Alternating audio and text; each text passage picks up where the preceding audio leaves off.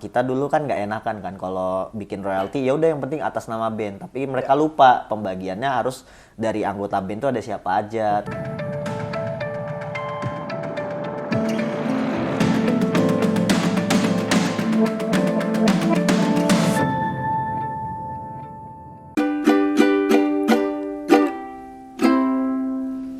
Hai, selamat datang di The Conversation bersama saya Samuel. Hari ini kita kedatangan bintang tamu yang luar biasa lagi. Halo Imam, apa kabar? Halo, nice to see you again, man. Oke. Beliau ini merupakan NFT musik producer dari Scootbeat. Nah, sebelum kita masuk, kita mau nanya-nanya nih. Mam, NFT itu apa sih? NFT singkatan dari non-fungible token, di mana token yang tidak tergantikan. Token tidak tergantikan maksudnya gimana? Jadi beda dengan alat tukar yang di kripto, yang ditukar 1:1 dengan yang lain. Ini barang yang sifatnya mutlak, yang pertukarannya tidak bisa digantikan dengan value yang fix ya, yang berubah-berubah. Jadi dia tertentu. Nah, contohnya apa barang kalau di NFT karena dia untuk mengunci lisensi barang digital. Jadi barang digital tuh apa sih? Ada file dokumen, musik, video, gambar dan lain-lain. Itu semua ada di situ. Oke. Sebenarnya NFT ini sebuah bentuk digital ya, barang digital ya, gampangnya ya. Benar. Oke.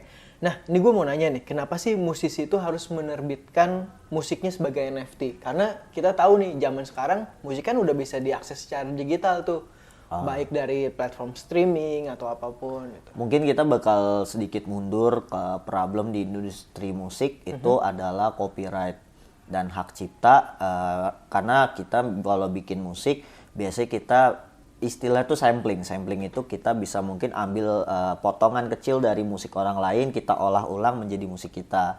Nah, hal seperti ini tuh yang saat ini di industri musik itu susah di track. Kepemilikan dari potongan suaranya siapa untuk diambil, itu yang membuat terkadang penentuan royalti lagu tuh semakin sulit. Ditambah memang mungkin ada kesalahan dari masa lalu industri musik memang kalau di Indo ya, mungkin gua nggak tahu yang lain. Jadi dulu pernah ngobrol juga sama Om Candil yang Serius Band, pernah ketemu di Bandung. Dia bilang orang kita dulu kan nggak enakan kan kalau bikin royalti, ya udah yang penting atas nama band. Tapi mereka lupa pembagiannya harus dari anggota band tuh ada siapa aja, terus dari yang di ngebantu band itu siapa aja, atau grup musik atau mungkin personal itu rilis single. Tapi personal kan dia juga butuh bantuan dari mungkin cover artisnya segala macam. Nah, itu harus ada pembagiannya. Nah, sekarang sih memang udah lebih baik gitu. Untuk pendengar memang udah nggak ada masalah karena ya emang platform streaming di mana-mana. Tapi dari segi pelaku industrinya ini masih jadi problem karena pembagiannya belum bisa di-track. NFT berperan supaya di data blockchain bisa di-trace semuanya seperti itu. Oke, NFT berperan untuk bisa di-trace semuanya ya. Tapi bukannya dengan masuk ke NFT ini bakal lebih susah atau lebih sulit untuk dijangkau nih dari secara musisi atau pendengar gitu? Secara teknologi memang belum matang, kita akuin. Bahkan beberapa musisi yang sudah punya nama terjun ke Web3 dengan NFT musik, mereka lebih untuk memperkuat paten musiknya yang ada di konvensional. Jadi NFT itu ya semacam track digital baru lah. Jadi menambah, kasarnya kalau kita dihukum, kita ada tambahan lapis hukumnya satu. Analoginya seperti itu. Nah, tapi kalau untuk ke depannya memang masih orang banyak yang mengulik potensinya. Bahkan mungkin kalau musisi yang sifatnya seperti penyanyi atau band atau grup band atau yang kayak boy band girl band itu kan ada nyanyinya. Kalau yang lagu yang ada nyanyinya mungkin ya mereka nggak terlalu membutuhkan saat ini dengan teknologi yang belum ready karena memang orang kan masih tahu karakter suara tuh orisinil gampang diingat kan orang nyanyi. Tapi gimana ya nasibnya musik produser yang emang cuma bikin beatnya atau instrumennya untuk penyanyi lain? Apakah dia bisa dapat pembagian yang sepadan? Apakah karya dia benar-benar bisa di-track oleh fansnya? Itu kan tidak pernah kelihatan saat ini. Nah, itulah kenapa NFT harus menjadi sebuah peluang bagi musisi-musisi yang mungkin bisa dibilang musisi belakang meja yang mendorong musisi yang di depan. Oke, Gitu. kita kan udah ngomongin nih tadi ada banyak banget kelebihan dari musik masuk ke dunia NFT. Benar. Kalau kekurangannya sendiri ada nggak sih Mam dari itu? Kalau kekurangan ya yang tadi Mas Sam mention memang barrier-nya masih tinggi karena orang harus punya akses wallet, bahkan untuk membaca block explorer atau istilahnya untuk nge-track smart contract atau data-data yang di dalam blockchain ini untuk NFT musik kalian, cara bacanya kan saat ini masih ribet. Oke. Bahkan beberapa developer masih berusaha menyederhanakan hal tersebut. Aku udah nyoba 90% NFT musik platform yang dari luar dan rata-rata mereka belum bisa menjawab untuk lower barrier dari si pendengarnya. Sudah nge-solve untuk pelaku musiknya tapi pendengarnya belum. Jadi marketnya nggak jalan. Oh, marketnya nggak jalan. Nah, gitu. Oke. Gimana sih teknologi NFT ini bisa ngebantu nih para musisi dan kreator itu bisa ngemonetisasi karya mereka dan lebih berinteraksi dengan penggemar? Nah, untuk ngomong soal monetisasi dan interaksi, sebenarnya NFT saat ini gue bisa bilang lebih untuk media promosi ya. Oke. Jadi kayak yang aku lakukan itu beberapa ada yang aku jual, mungkin untuk jual master file lagunya, ketimbang konvensional kan kita nggak bisa track bukti transaksi ya secara konkret. Ini ada untuk penjualannya kita track secara konkret. Oh dia beli master file lagu si A misalnya, tapi pakai NFT. Nah itu udah kebaca kan, lebih enak gitu. Nah terus juga selain itu, tadi selain monetisasi apa, sorry? Interaksi dengan Nah, untuk interaksi ke fansnya biasanya NFT itu juga bisa dijadikan akses pass untuk saat ini ya. Untuk saat ini mungkin lebih ke NFT tiketing musik ataupun misalnya beli karya musisi ini dalam bentuk NFT mungkin bisa ada akses khusus untuk jumpa fans atau mungkin untuk kegiatan tertentu bersama idolanya itu bisa. Tapi untuk di Indonesia sendiri itu masih sangat jauh ya. Gitu. Kalau di beberapa negara maju mereka menerapkan, terutama mungkin untuk musisi yang udah punya nama gede banget atau mungkin yang di kalangan musik produser sendiri mungkin yang sekelas Murda Beats, sekelas Metro Boomin, dia memberlakukan hal seperti itu. Tapi ya masih tahap coba-coba juga gitu. Oke. Nah, kita kan tadi udah ngobrol nih. Ada nggak sih contoh yang memang sukses nih kolaborasi antara musisi dan NFT gitu? Ada nggak? So far kalau musik yang ada yang start full Web3, aku sendiri juga start musik NFT itu juga emang pure startnya dari Web3 berkarya di sana. Nah itu ada yang di luar negeri namanya Famous Deal. Famous Deal ini tuh Famous DYL ya tulisannya. Nah dia itu rapper yang tiap hari nge-rap tentang token apapun yang lagi ngetrend di dunia Web3 dia rap.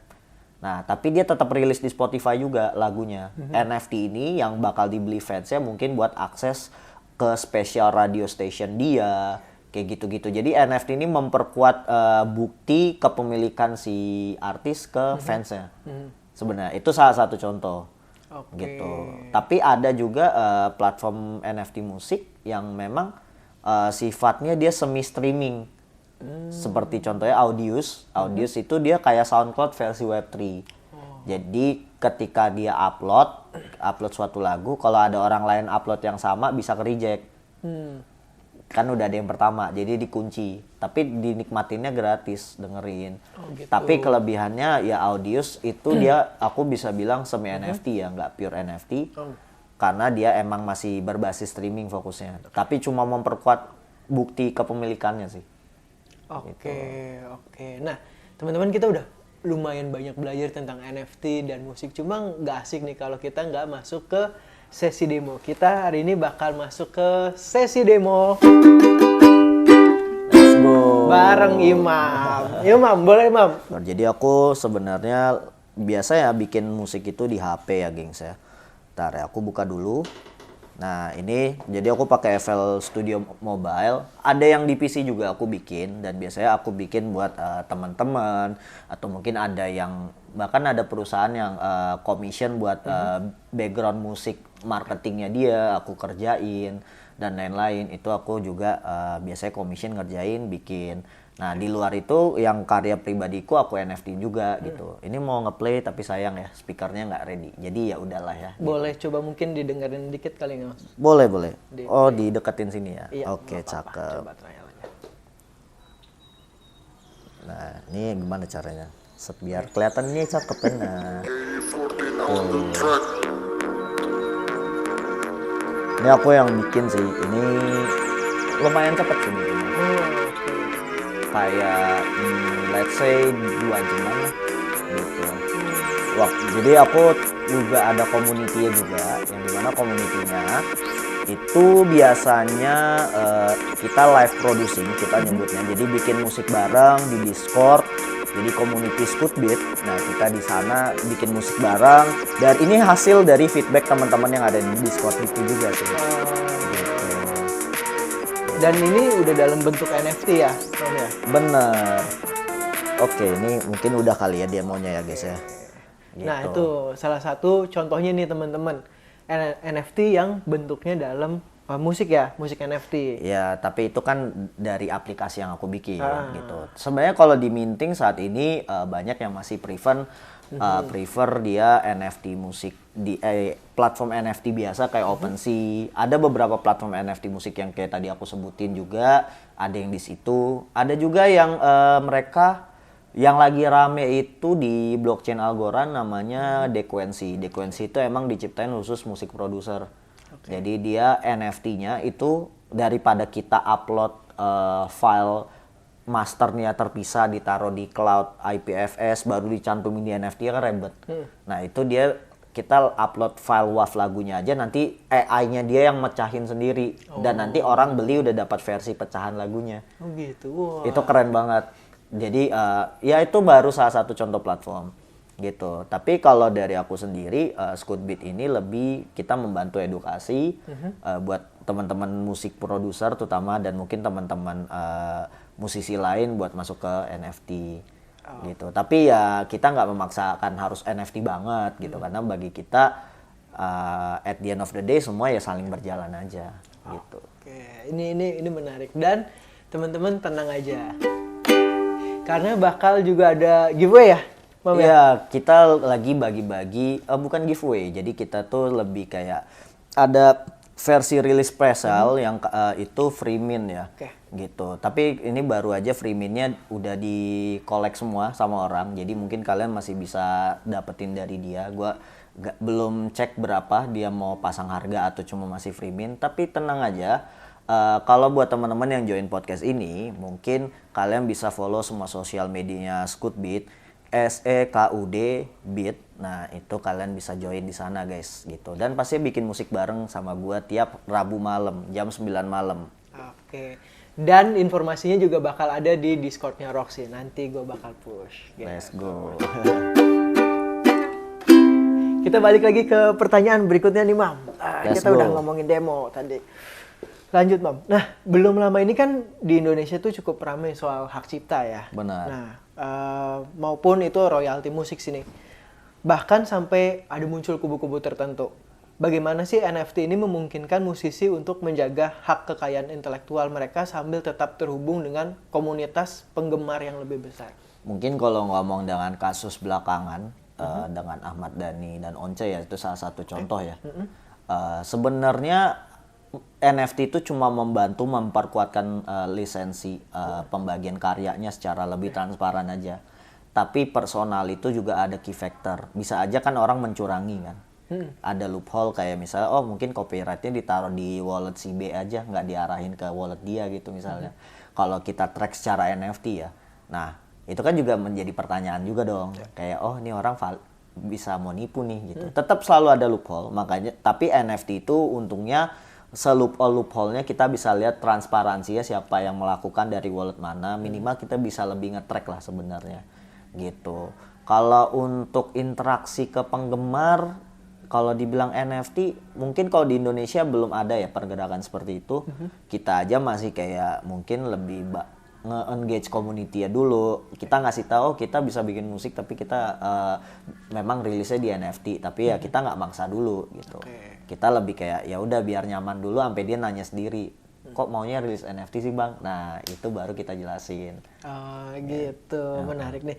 Gue mau lanjut ke pertanyaan berikutnya, mungkin agak teknis nih ya. Apa sih itu IRC 2981 dan gimana itu bisa ngebantu royalti nih dari permasalahan di musik? Ini teknis yang baru banget ya sebenarnya. Jadi ERC 2981 kan tujuannya si musik tadi adalah mengetrack semua orang yang pernah memiliki NFT-nya, yang sebelumnya atau sesudahnya atau yang saat ini kan. Nah, cara ngetracknya gimana supaya orang yang sebelumnya udah memiliki NFT musiknya menjual musiknya tapi dia tetap bisa pakai master file lagunya. Nah, NFT 2981 ini dia tuh semacam sub NFT atau anakan NFT untuk membuktikan kalau orang ini masih valid menggunakan file NFT itu. Gitu. Dan ini nggak berlaku di musik aja, mungkin ada file file kerahasiaan ya. File kerahasiaan mungkin kerjaan atau mungkin yang sifatnya confident ya. Iya, konfidensial. Nah, itu bahasanya tuh. Nah, yang sifatnya seperti itu dia bisa di-track, oh orang ini masih valid sebelumnya karena sebelumnya dia pernah megang langsung NFT-nya. Gitu. Berbeda dengan fragment NFT yang satu NFT bisa dimilikin bareng-bareng, ini tuh lebih kayak historis of NFT-nya tuh dibuktikan ada bukti tambahannya. Ibaratnya kalau kita ngirim paket kan pasti kita butuh resi kan. Resinya ini kalau barangnya udah dikirim kita masih megang resinya, masih ada bukti, oh ini orang yang ngirim si barang nih. Nah, itu sama fungsinya dengan ERC 2981 di NFT itu. Oke, tapi itu udah diimplementasiin belum di industri musik dan sejauh mana? Sebenarnya ini aja masih baru-baru banget. Beberapa masih trial and error, mungkin masih di kalangan developer. Mereka mungkin sounding ke community karena ini ERC kan engine tokennya Ethereum ya, bagian protokoler tokennya Ethereum. Mungkin dia masih kayak sosialisasi dulu gitu. Tapi memang di luar teknis ini beberapa pelaku musisi terkenal di Amerika kayak misalnya anaknya Snoop Dogg itu dia invest di blockchain Tezos untuk bikin teknologi NFT musik juga. Gitu. Nah, ya beberapa orang udah mengarah ke sana. Nah, kalau buat aku sendiri dengan teman-teman komunitas Codebit karena kita di Indonesia tahap Web3 itu masih lebih panjang ya napasnya karena masih edukasi banget. Jadi ya kita mungkin nggak akan nge-spill ke sampai sini dulu. Tapi ini insight yang bagus buat teman-teman yang di rumah yang bikin musik. Mungkin kalian bisa dapat informasi ini di Roxy Earth. Keren banget. Tonton ya. Ya, Man. Yoi, menarik. Nah, Mam, lanjut nih ke NFT nih. NFT itu bisa nggak sih ngebuka akses pendanaan nih alternatif bagi musisi muda atau independen yang baru mulai karirnya? Sebenarnya bisa aja. Tapi tergantung model bisnis yang mau diterapin si musisinya gimana. Mungkin kalau akses merchandise buat si musisi yang terkenal di Indonesia kita udah ada Isyana. Isyana pernah rilis NFT musik yang di mana sebenarnya lebih ke akses merchandise-nya dia. Gitu, orang beli teaser lagu tapi dapatnya mungkin ke akses konser dia, backstage dia gitu-gitu. Nah, tapi kalau di luar negeri mungkin implementasinya lebih banyak ya gitu. Dulu sebelum FTX itu rungkat ya, itu kan Tomorrowland pernah kerja sama FTX. Tomorrowland tuh salah satu festival musik EDM terbesar lah di Belgia sana. Nah, untuk NFT ticketingnya, beli NFT-nya lewat exchange FTX, nanti baru diakses di sana, dapat fiturnya segala macam, free drink segala macam. At the end of the day, NFT musik itu cuma mempermudah si musisi. Dari tadi kan kalau mungkin kita sedikit recap ya, dari mentrace karya hak paten ciptanya dan kepemilikan master filenya misalnya di track sampai model bisnis promosi. Ini kan sebenarnya pertanyaan tadi mengarah ke promosi si musisi kan. Nah, itu tergantung ideation-nya. Oke, tadi kan kita udah ngomongin di awal tuh NFT tuh punya banyak manfaat nih.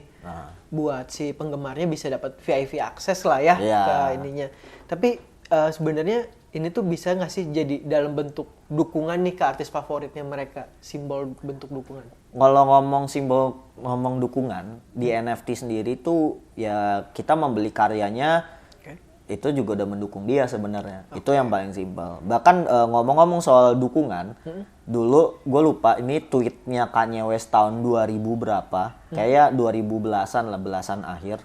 Dia pernah nge-tweet kalau lagu itu suatu saat katalog lagu musisi harus diberlakukan sama seperti saham bagi fansnya. Oke. Gitu, supaya fans itu nggak cuma enaknya aja, tapi enak denger doang maksudnya, tapi dia mungkin si apa yang dihasilkan si musisi itu kan udah menjadi aset. Udah jadi aset itu bisa mutar lagi ke fansnya. Fansnya makin makmur, fansnya juga makin dukung si musisinya. Jadi ini semacam circular ekonomi buat musisi. Nah, kalau di NFT mungkin idealism itu bisa tercipta, tapi belum saat inilah. Gitu. Jadi bisa saling menguntungkan juga ya ke depannya ya. Benar. Gitu. Oke. Nah, kalau tantangan atau resiko yang dihadapin musisi nih, kalau dia pertama kali mau ngadopsi NFT, itu apa aja sih? Sebenarnya yang pasti kalian bakal start dari nol lagi. Meskipun gue sendiri udah ngelihat beberapa musisi terkenal yang udah punya nama banget terjun di NFT, tapi mereka brandingnya malah jadi harus ngulang dari nol karena mereka ada barrier teknologi itu pasti. Kedua adalah ada barrier yang dimana orang-orang Web3 ini kan nggak ngerti culture musik. Gitu, nggak semuanya ngerti lah, ada yang ngerti tapi nggak semua. Ini benar-benar ranah crowd, masa populasi dari sebuah ekosistem yang berbeda jauh dari konvensional. Meskipun mereka datang juga dari konvensional, gitu. Makanya kayak tadi aku bilang, mereka kan akhirnya rilis NFT cuma memperkuat lisensi dari lagunya dia mungkin di platform streaming. Ya karena mereka tahu, oh mungkin crowd yang di Web3 nggak tahu kalau ini musik gua, gitu. Tapi kan mereka mungkin datang dari Web2 juga, mungkin bisa ngecek platform streaming umum gitu misalnya. Menarik nih. Mam, ini kan musik ini udah digitalisasi. Tadi juga NFT itu memperkuat lah kalau itu memang hak miliknya si pencipta lagu ya. Nah, kalau kayak gitu masih butuh nggak sih label rekaman atau industri musik tradisional yang lainnya kayak gitu? Sebenarnya nggak akan mati sih kalau misalnya elemen-elemen industri musik yang konvensional kayak label. Kalau mungkin yang teman-teman musisi indie bilang, gua anti label bla bla bla. At the end of the day kan nggak semua musisi itu punya kemampuan untuk mengurus dia punya sisi model bisnis dari brand dia sendiri gitu loh. Kadang kan tetap harus dibantu orang gitu. Bahkan ada teman-teman yang independen akhirnya juga bikin label buat ngangkat dia sendiri yang dimana ujungnya dia menganak-anakan lagi kan. Nah, jadi sebenarnya integrasi NFT sendiri tidak menghilangkan elemen-elemen itu, tapi justru membantu lebih transparan, lebih terbuka aksesnya dan juga ya distribusinya untuk karyanya jadi lebih oke sih. Itu mungkin pemahaman aku pribadi. Mungkin teman-teman lain yang di rumah ya bisa komen aja di videonya buat jadi diskusi menarik gitu ya. Oke, menarik. Berikutnya nih, Mam. Gimana sih platform NFT dan blockchain ini dapat membantu dalam memerangi pembajakan dan pelanggaran hak cipta dalam industri musik? Nah, siapa tahu nih bisa jadi inspirasi kayak buat Om Ahmad Dhani atau siapapun musisi senior lainnya. Sebenarnya karena tadi balik untuk memperkuat si paten karya, NFT itu kan dia udah di data blockchain. Data blockchain kita udah tahu siapa yang nerbitkan dari wallet mana. Terus dia juga kita tahu trafiknya siapa yang beli NFT-nya atau mungkin NFT-nya dikasih ke siapa, itu kan lebih jelas. Cuma gini, wallet sendiri pun kan yang dibaca address walletnya masih anonim, cuma kode numerik, angka kan. Nah mungkin untuk musisi-musisi mau terkenal atau belum, mau terjun NFT ya bisa aja beli domain, domain nama wallet address. Kalau di Ethereum ada namanya Ethereum Name Service, INS, mungkin kasih nama misalnya musisi a.eth misalnya, taruh di wallet kalian, jadi namanya ketika orang lihat NFT itu hak cipta pembuatnya siapa, oh namanya si ini, jadi lebih clear.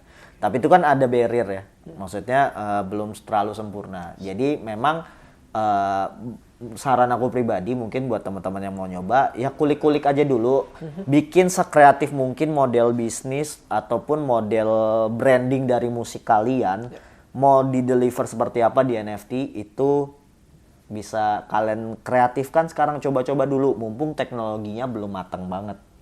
Gitu. Pertanyaan terakhir, Mam. Bagaimana harapan dan prediksi mengenai penggunaan NFT nih dalam industri musik pada masa depan, dan apa sih peran generasi muda dalam membentuk evolusi ini? Kalau generasi muda dalam bentuk evolusi ini sih mungkin karena rasa ingin tahu aja ya. Mereka mungkin udah mulai ngulik, meskipun mungkin belum serius-serius amat, tapi kan pasti ada di benak pikiran dia, oh gue pernah nyoba naruh karya gue di NFT gitu. Tapi gue belum tahu nih gimana cara delivernya sampai itu kan masalah waktu. Developmentnya semakin matang, semakin banyak orang aware, akhirnya orang juga makin memfokuskan. Yeah. Nah kalau kita lihat sendiri, beberapa visi-visi terkenal di dunia itu udah membeli katalog musisi terkenal sebagai investment jangka panjang. Karena mereka tahu ketika let's say labelnya udah mati atau mungkin dia punya agensi musiknya kurang berfungsi, tapi musisinya udah terkenal mampus nih. Oke. Nah, penyelamatnya apa yang bisa menguntungkan kedua belah pihak? Si Visia beli musisinya kan dapat duit banyak. Nah, nanti ketika musisinya udah mulai agak redup, katalognya dia keluarin. Jadi investment buat orang-orang yang mungkin, barang seni itu kan sebenarnya investment tertiary kan, dimana nilai historisnya adalah investmentnya. Nah, ini sama kayak gitu. Dan itu logic itu mungkin akan lebih make sense ketika masuk di NFT. I see. Ini menarik banget. Pembahasan kita hari ini memang sebenarnya udah selesai. Tapi Mam, sebelum kita akhirin ini, boleh dong mungkin kayak saran atau tips buat musisi yang memang mau bener-bener masuk nih ke dunia NFT, ada nggak? Saran? Coba aja dulu. Oke. Iya. Coba aja dulu ya. Jadi memang tadi kita tahu tantangannya sih ada, pasti dibilang mulai dari awal, terus barrier buat masuknya juga lumayan agak susah, tapi coba aja dulu, masuk aja dulu ya. Iya. Gitu. Oke, The Conversation hari ini sudah beres, Climate Guardian. Sampai ketemu The Conversation berikutnya. Saya Samuel, pamit undur diri. Bye-bye. Bye-bye.